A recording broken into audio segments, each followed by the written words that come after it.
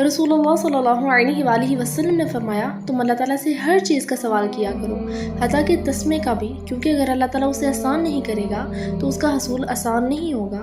हमने दुआ को बहुत आम समझ लिया है, तभी तो हम हर नमाज के बाद 1 मिनट तो क्या 30 सेकंड भी बैठकर अपने रब से कुछ मांगना गवारा नहीं समझते। दुनिया के पीछे भागकर उन कामों की जल्दी में हम असल काम को स्किप कर देते हैं। वो रब तो कहता है कि हर चीज़ मुझसे मांगो। जब रहमान खुद कह रहा है कि हम उससे मांगे तो हम क्यों इतना करते हैं? रब की बात क्यों नहीं मानते? क्या दुनिया के काम अपने रब की इताअत से ज़्यादा ज़रूरी हैं? या फिर हमारे पास सब कुछ पड़ा है, इसलिए ना हमें शुक्र करने का वक्त मिलता है ना दुआ मांगने का।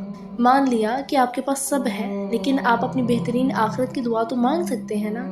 अपनी कब्र के लिए आसानी तो मांग ही सकते हैं। आलम बरज़ख, हशर और मिज़ान की सख्ती से पनाह तो मांग ही सकते हैं ना। ये ज़रूरी है। हाँ, जन्नत मांगना ज़रूरी है। याद रखें, कल को रोज़े क़यामत यही आपकी दुआएं ही आपकी निजात का बायस बनेगी।